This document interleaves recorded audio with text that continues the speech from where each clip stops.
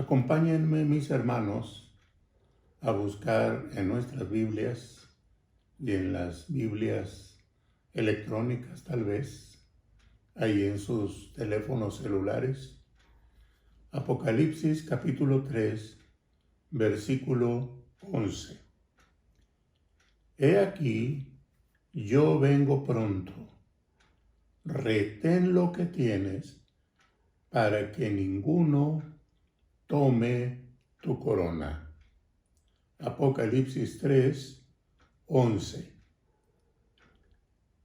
Y conforme a la costumbre que tenemos, hay que leerlo una vez más. He aquí, yo vengo pronto. Retén lo que tienes para que ninguno tome tu corona.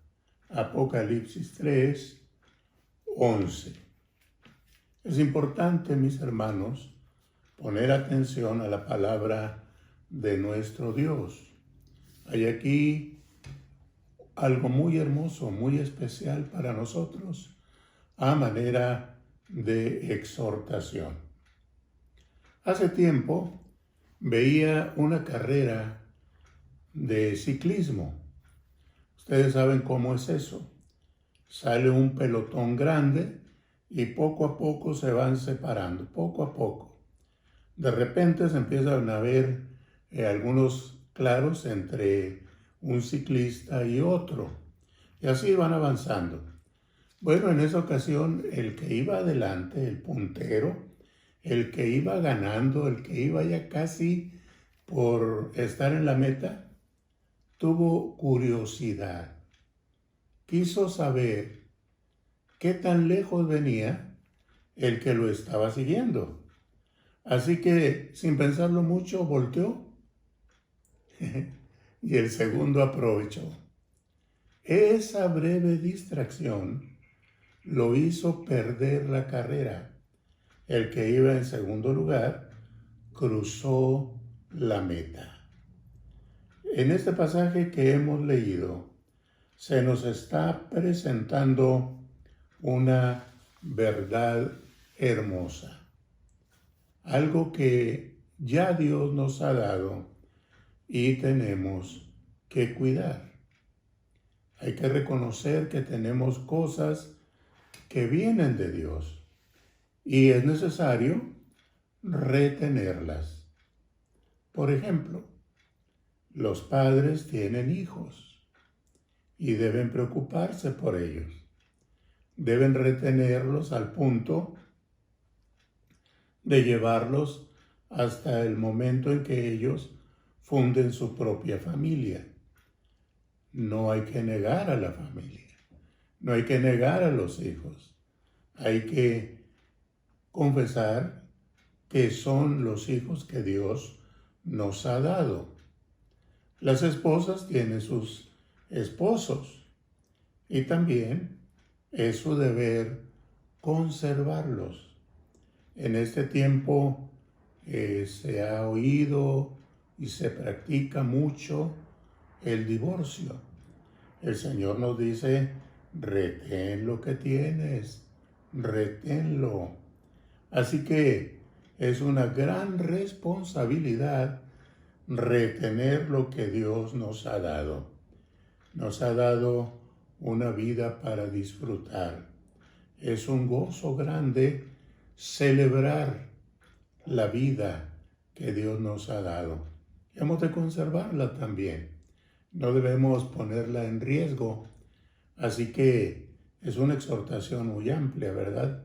Retén lo que tienes en lo espiritual, en lo material, en la familia, en lo particular, en lo general. Somos llamados a no perderlo. Debemos ser muy conscientes entonces de que esa libertad que Dios nos ha dado para andar en su camino implica también una grande responsabilidad. Lo que nos ha dado, lo que tenemos en nuestras manos, debemos disfrutarlo, sí, pero no lo debemos perder. Hay que retenerlo. El hijo pródigo perdió la comunión con su padre, perdió los bienes que se le habían dado. Pienso que lo último que perdió fue el anillo que lo identificaba como hijo de su padre. Era lo último que tenía y lo tuvo que vender para poder subsistir. Y finalmente ustedes saben que llegó a cuidar cerdos. Bueno, no retuvo su comunión con el Padre. No retuvo tampoco las posesiones que fueron puestas en sus manos. No retuvo la reputación de hijo. Se perdió de muchas bendiciones por vivir alejado de su padre. Ahora, ¿quién dijo estas palabras? Retén lo que tienes. ¿Quién lo dijo? Pues lo dijo alguien cuya santidad no ha variado. El Señor Jesús es el más santo de los santos. Él es el que en toda su vida no cometió pecado.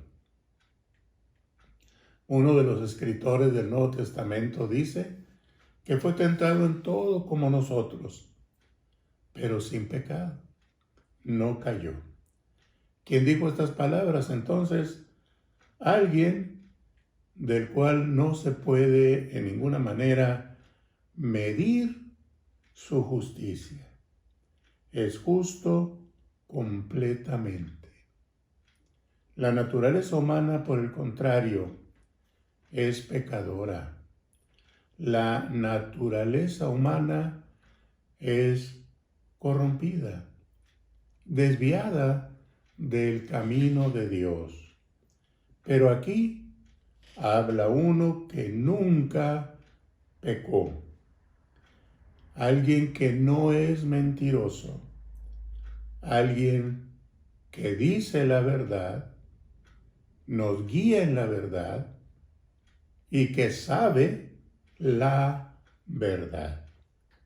Es alguien a quien no podemos engañar. Aquí en el mundo ponemos nuestra confianza en alguien y miren lo que pasa. De repente nos falla. Hubo una persona hace tiempo que me decía, usted tiene que creerme, porque yo no miento, nunca digo mentiras. Bueno, yo lo escuché y un día tuvimos que ir a hacer un trámite en una oficina de gobierno. ¿Saben qué sucedió? Que esta persona, al estar contestando el cuestionario que le hicieron, echó una mentira. Mintió. Y yo dije dentro de mí, ¿no que no mentías? La Biblia lo dice bien claro. Sea Dios veraz y todo hombre mentiroso. La verdad es que todos de una manera o de otra fracasamos. Decimos alguna mentira de repente. Decimos cosas que no debemos decir. Y hay quienes nos creen y luego viene la desilusión. Porque descubren que les engañamos. Descubren que mentimos o que fingimos. Dios no es así. El Señor Jesucristo no es así. El Espíritu Santo no es así. Él es Dios de verdad, Dios de justicia, Dios de toda santidad. Él es el que tiene el poder y la manera de corregir a los suyos, pues es Rey y Señor. Él tiene el poder de abrir una puerta. Nadie la cierra. Pero también tiene el poder de cerrar la puerta y nadie la puede abrir. Si alguien dice que sí, ese sí es condicional. Él puede decir que no. Aunque todo el mundo diga que sí, el Señor puede decir no. Y cuando Él dice sí, entonces, aunque todo el mundo diga que no, su palabra se cumple. Él entonces es el que tiene el poder, Él es el que tiene el control, Él es el que está por encima de la debilidad humana. Él está por encima de la corrupción humana. Él está por encima de la maldad humana, porque Él es santo, santo de toda santidad. Volviendo al pasaje de Apocalipsis, vamos a hacer una pregunta. ¿Qué tenía esta iglesia a la cual se le dirigieron estas palabras? ¿Qué tenía esa iglesia? ¿Por qué razón se le dijo lo que se le dijo? Retén lo que tienes para que ninguno tome tu corona. ¿Por qué? ¿Qué cosas tenía?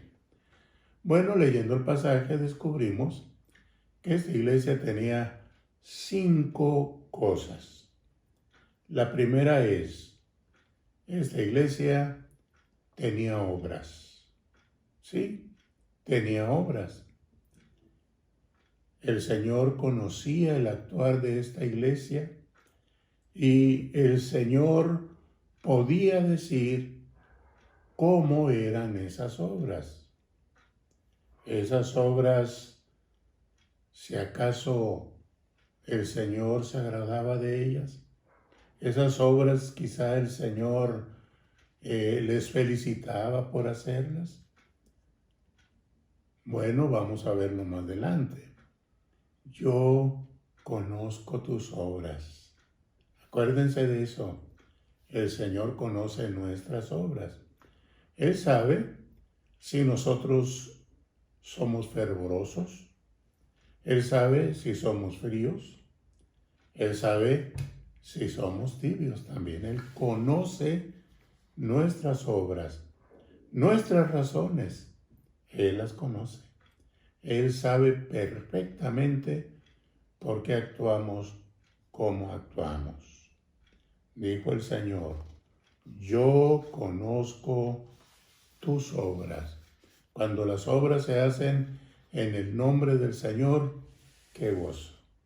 Cuando esas obras agradan a Dios, qué gozo. Cuando esas obras dan fruto para Dios, qué gozo también. Estas obras que el Señor conoce de nosotros son aprobadas por Él. Estas obras que el Señor conoce de nosotros merecen la aprobación del Señor.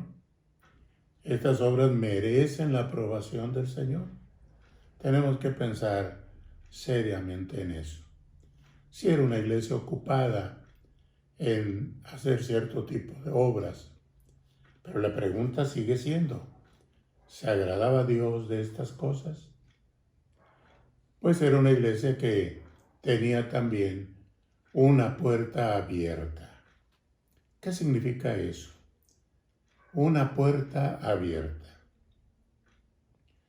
Pues significa una oportunidad para salir de donde estás. Significa una oportunidad para entrar de donde vienes. Significa un cambio. Significa algo nuevo. Significa algo que es para bien. Hay una oportunidad para nosotros. Les voy a decir por qué. Porque cuando Dios abre una puerta para una iglesia o para un hermano o una hermana en Cristo, ocurre algo grandioso. No vamos solos. Dios va con nosotros. Él dijo, no te desampararé, ni te dejaré. También dijo, mi presencia irá contigo y te daré descanso. El tipo de obras que hacemos tiene que ver con la puerta de oportunidad que se abre ante nosotros. Y se los voy a explicar de esta manera. Un día estaba hablando con una persona, un hombre adulto, y él me dijo lo siguiente. Voy a tratar de citar textualmente lo que este varón me dijo. Cuando yo era niño, andaba de vago y sin tener qué comer. Pasé por aquí y me invitaron a un día de campo y me dieron de comer y me la pasé de maravilla. Alguien sembró la semilla del Evangelio en ese corazón. La iglesia iba a ir de día de campo. Este niño pasó por ahí, algún hermano lo invitó y oigan el testimonio. Le dieron de comer, el niño se la pasó de maravilla. Alguien sembró la semilla en ese corazón y ahora ese hombre era un servidor del Señor. Era una persona dedicada a amar, a honrar, a predicar, a enseñar de Jesucristo. Así que entonces, mis hermanos, escuchemos la palabra del Señor. Él dice, he aquí, yo vengo pronto. La venida del Señor, hermanos, está más cerca ahora que nunca. Si estaba cerca cuando escribió el apóstol Pablo a los tesalonicenses, más cerca está ahora, más cerca. No debemos dudar de su promesa. No debemos dudar de la palabra dicha por los varones con vestiduras blancas que dijeron, este mismo Jesús que habéis visto ir al cielo, así vendrá, así va a volver, así como se fue, así va a venir otra vez. He aquí vengo pronto, dice el Señor. Y otro pasaje de la Biblia dice, he aquí vengo pronto y mi galardón conmigo. Ánimo, mis hermanos, tenemos que recordar que hay una oportunidad delante de nosotros. Mucha gente necesita oír de Cristo, saber de Cristo, rendirse a Jesucristo. Retén lo que tienes. Aprovecha la oportunidad. No permitas que el ocio te gane. No permitas que la pereza te lleve al punto de no accionar para el Señor. No te desalientes si no ves fruto. Sigue sembrando, sigue adelante, porque el Señor viene pronto y hay una puerta de oportunidad delante de nosotros. También dice el Señor, para que ninguno tome tu corona, es decir, tu recompensa. Ya ven lo que le pasó al ciclista por andar volteando. Pues otro llegó y lo pasó y ganó la carrera. Hermanos, que a nosotros no nos pase. Aprovechemos la oportunidad que tenemos delante.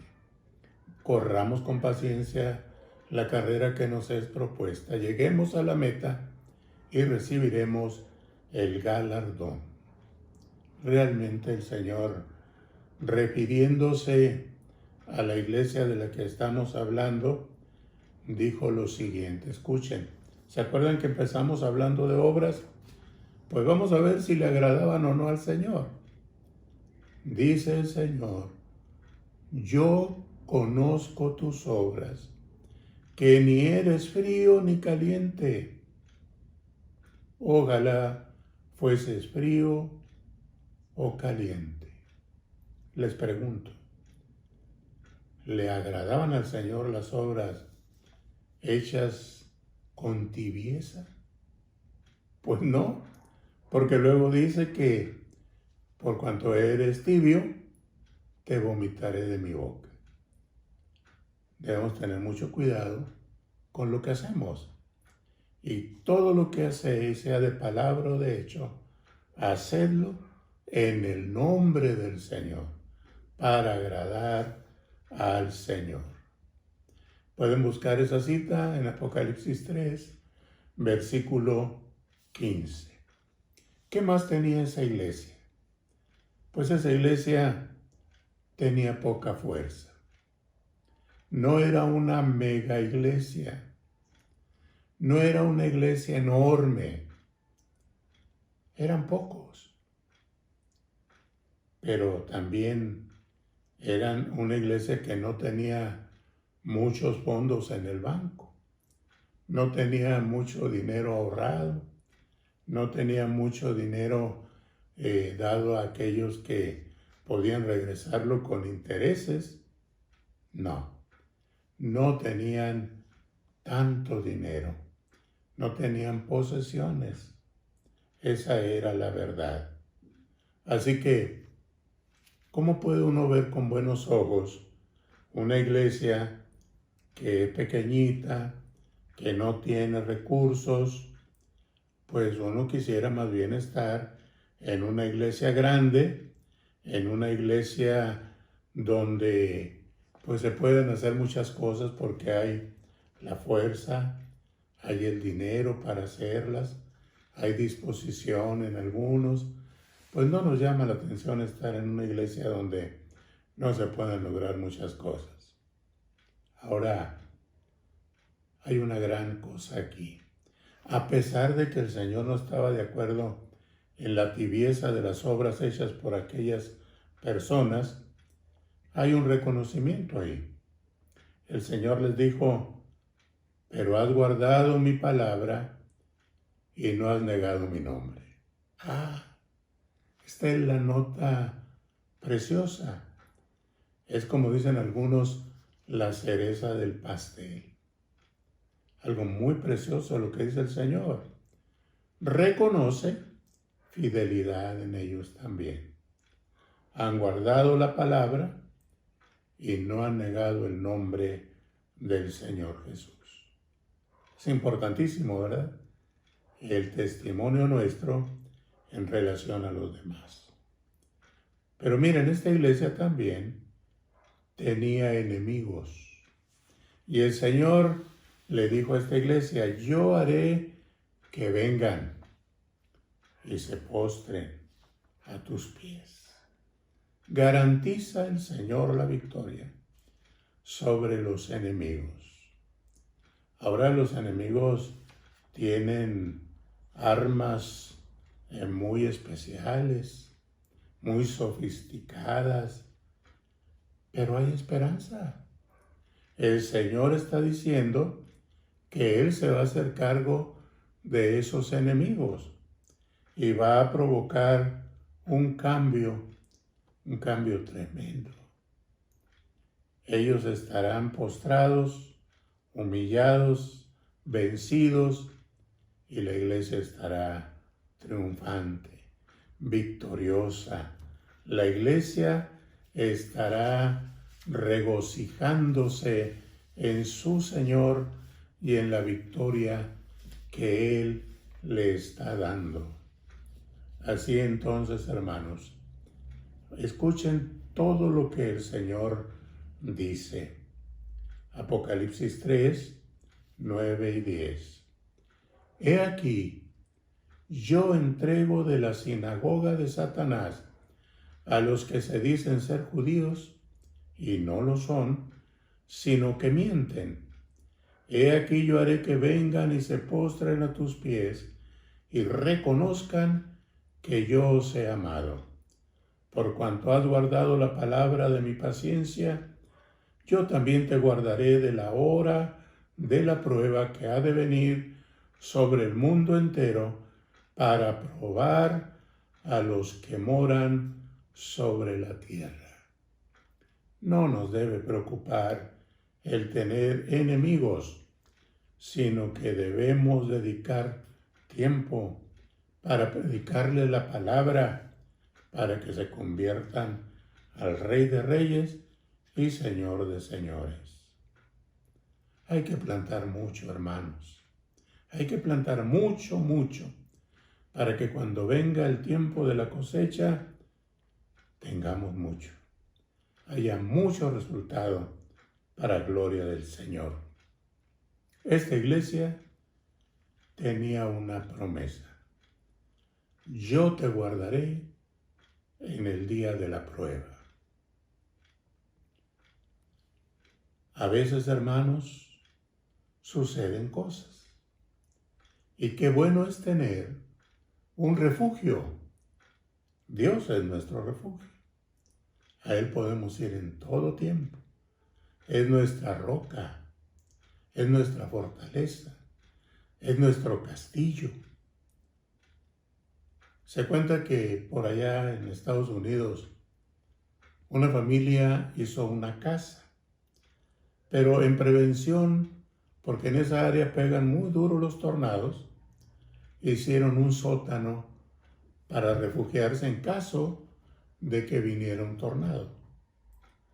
Pues una mañana el dueño de la casa se levantó muy temprano, se asomó por la ventana y empezó a ver que de su sótano estaban saliendo muchos vecinos. Bajó rápidamente para preguntar qué pasaba y le dijeron: ¿no te diste cuenta? Anoche llegó un tornado a esta área y creíamos que tú no estabas y fuimos y abrimos el sótano y nos metimos para refugiarnos. Dios es nuestro refugio. Dios no se duerme. El dueño de aquel refugio se había dormido profundamente con su familia y ni supo que había un tornado. Hermanos, Dios no se duerme, Dios no se adormece y Dios sigue siendo el refugio de su pueblo. Yo te guardaré de la hora de la prueba que ha de venir sobre el mundo entero. Bendita promesa del Señor. Y también le dijo el Señor: y te pondré un nombre nuevo, un nombre que no conocemos, que no sabemos, pero sin duda brotará del corazón lleno de amor de nuestro Padre Celestial, de su Hijo Jesucristo y de su Santo Espíritu. Celebremos, hermanos, realmente lo que tenemos es mucho. Vamos a retenerlo. No perdamos nada de lo que el Señor ha preparado para nosotros. En el tiempo de la siega, los segadores procuraban no perder ni una espiga. Algunas espigas se quedaban, de todas maneras se perdían. Pues el Señor nuestro Dios, es un segador que nos dice: retén lo que tienes. Y Él también dice que nos guardará. Él estará con nosotros. Y nadie se va a perder. Nadie que pertenezca a Él se va a perder. Escúchenlo bien. Cobremos ánimo entonces. Tomemos lo que Dios nos ha dado. ¿Somos ricos en fe? Retengamos la fe. Hemos guardado la palabra. Retengamos la palabra. No hemos negado su nombre. Retengamos un testimonio fiel. Estamos aquí los que Él ha convocado, los que hemos oído la voz del buen pastor y hemos venido a ser parte de su redil. Estamos aquí porque reconocemos su voz cuando dijo: he aquí vengo pronto. Proclamemos esa promesa. Creamos esa promesa. Esperemos el cumplimiento de la promesa. Y también, hermanos, retengamos la promesa en nuestro corazón. Retengamos las grandes promesas que Dios tiene para nosotros. Retengamos nuestra esperanza en Él. Sigamos fieles. Dios les bendiga.